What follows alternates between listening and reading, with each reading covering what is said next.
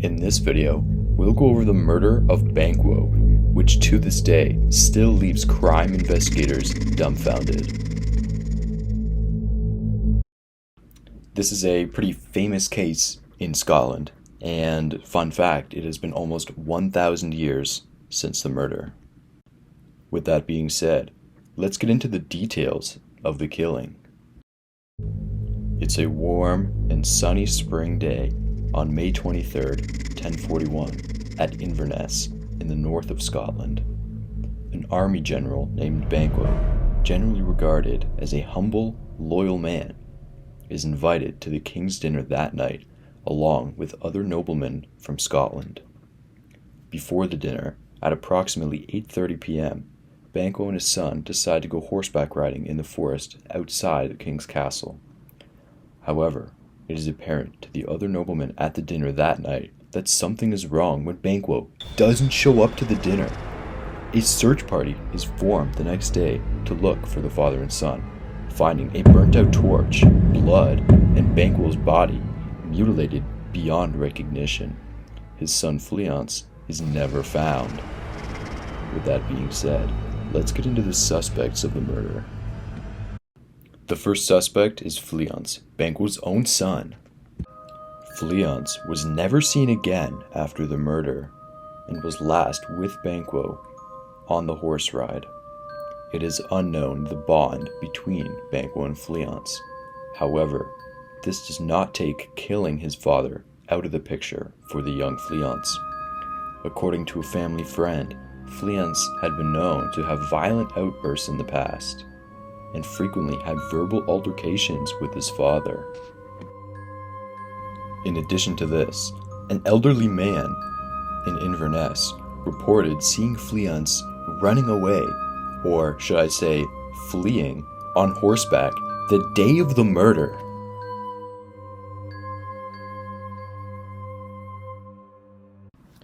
Personally, this is the weakest case for me, as there was not really any motive for, killing his own father for Fleance.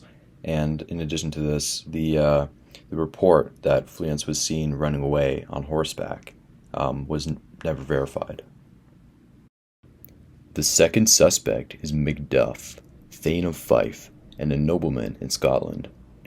Ever since the previous king, Duncan's, death, Macduff had been suspicious of the new king and Banquo's best friend, Macbeth.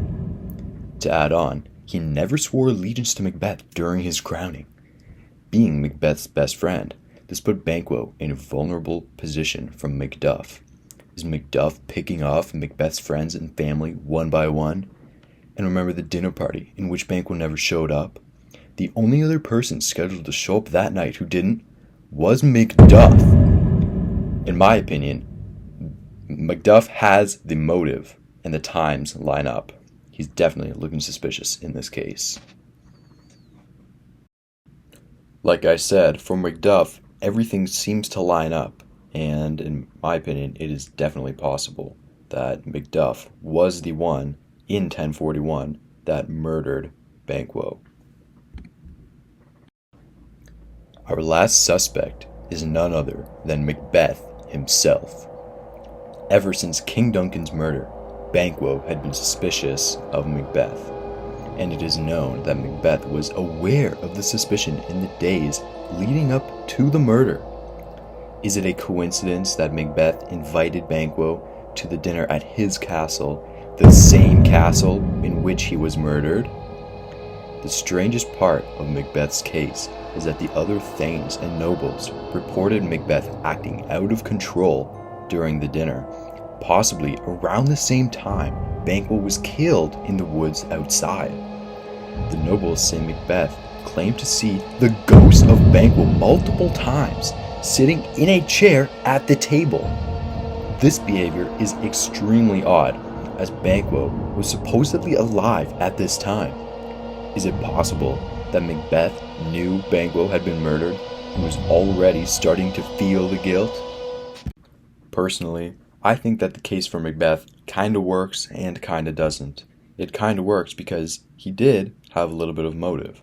But then again, he was the king, and killing other noblemen of Scotland is very dangerous, and if anybody found out, then Macbeth would have definitely been taken off the throne. For over 1,000 years, Banquo's murder has been puzzling investigators and enthusiasts of the case. Was Fleance responsible for killing his own father? Did Macduff murder Banquo for his connections to Macbeth? Or was Macbeth himself responsible for this gruesome scene?